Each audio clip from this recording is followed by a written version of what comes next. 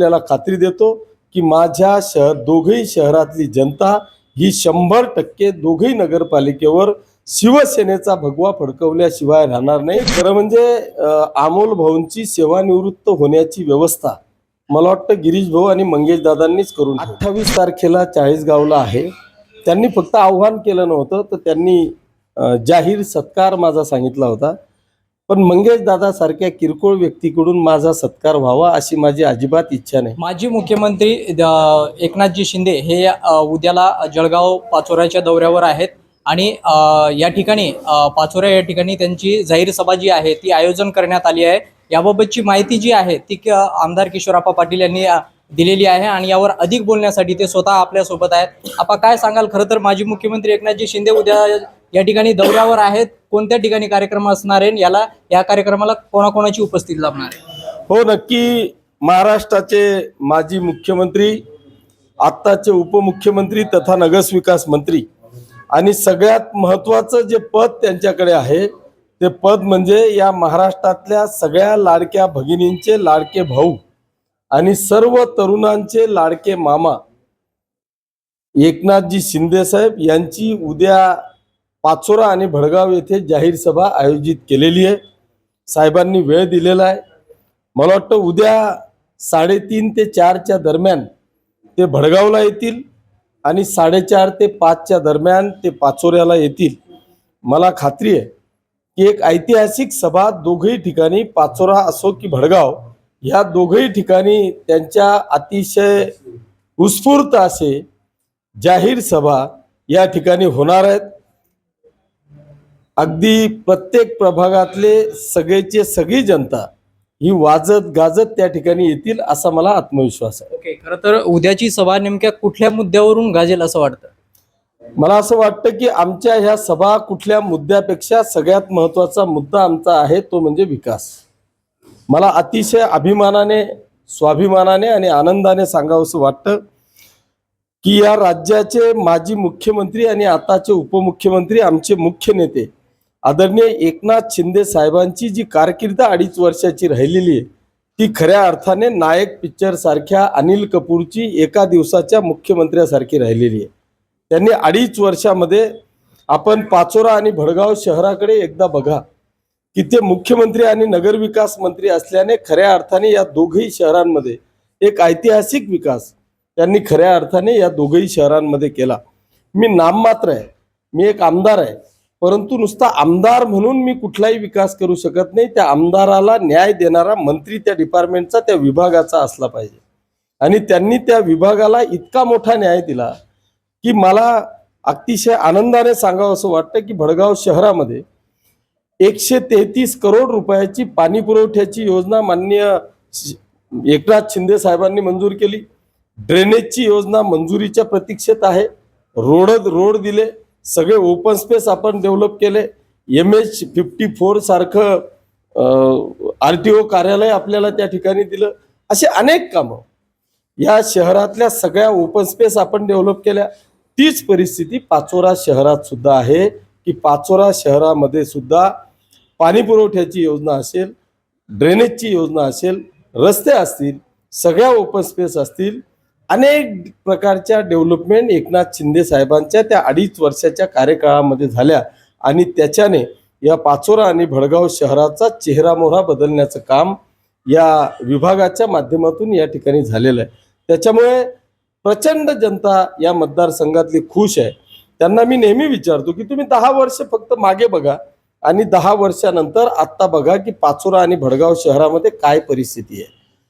जमीन आसमानचा फरक आहे। इतका चांगल्या पद्धतीचा बदल आपल्याला त्या ठिकाणी पाहायला मिळतो।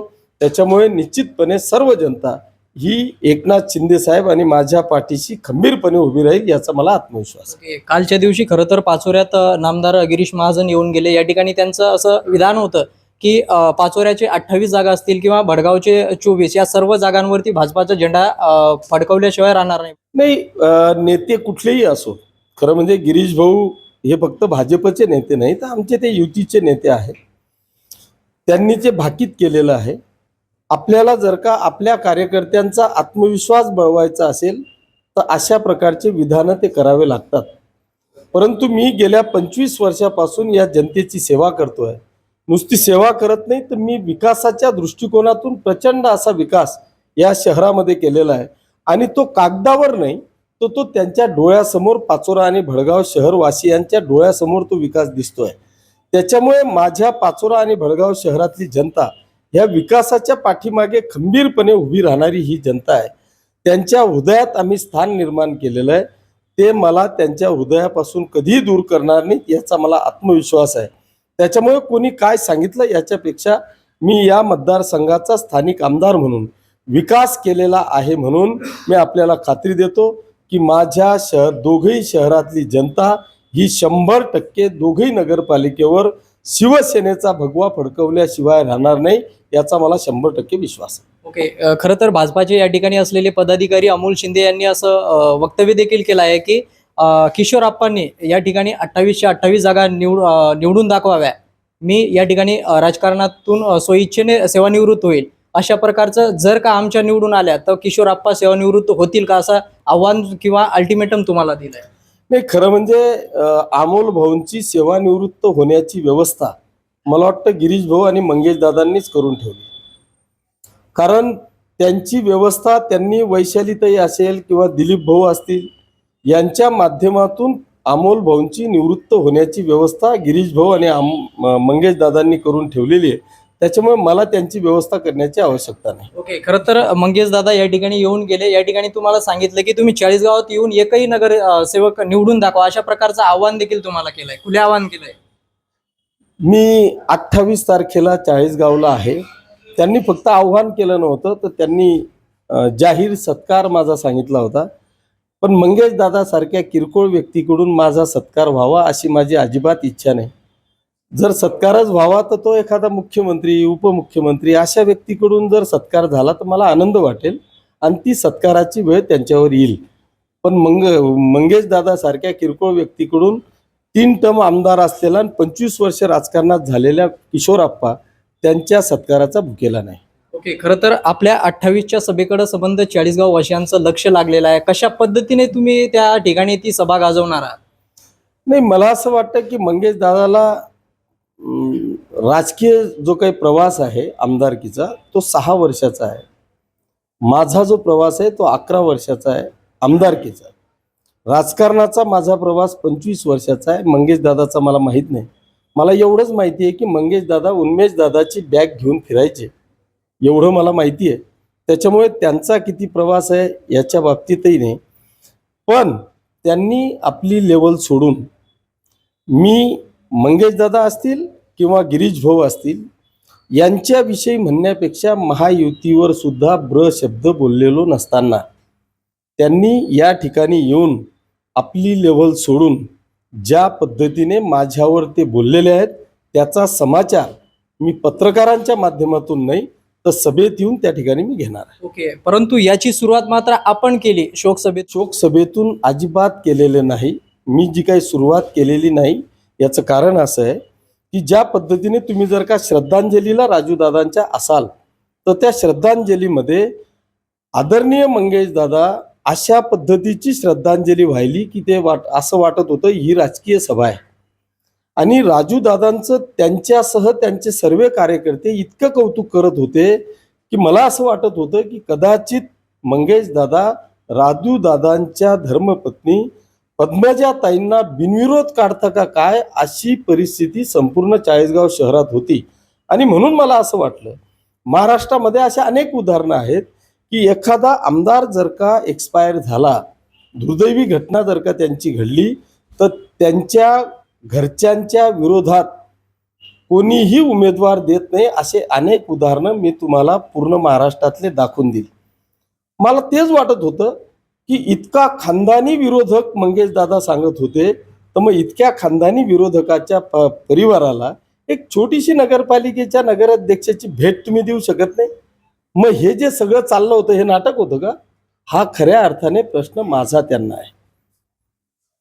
मग ते नुसतं सोशल मीडियाच्या माध्यमातून मेलेल्या माणसाचं वरवर कौतुक करायचं, वरवर अशा पद्धतीने दाखवायचं की काय खानदानी माझा विरोधक आहे. अरे पण खानदानी विरोधकाच्या जोडीलाही तसा सत्ताधारी पाहिजे. त्याच्यामुळे त्यांनी माझ्यावर आरोप करू नये. मी माझी श्रद्धांजली वाहिली आणि त्या श्रद्धांजलीमध्ये मंगेश दादाला नाही, भाजपला नाही, सर्व पक्षाला मी आव्हान केलं होतं की जर खऱ्या अर्थाने राजूदादांना श्रद्धांजली व्हायची असेल तर त्यांच्या परिवाराला आपण सगळ्यांनी इलेक्शन न होऊ देता बिनविरोध काढावं, असा एक चांगला सल्ला जर का त्यांना दिलेला असेल. पण त्यांना जर मिरच्या लागल्या असतील तर माझा नाईलाज आहे.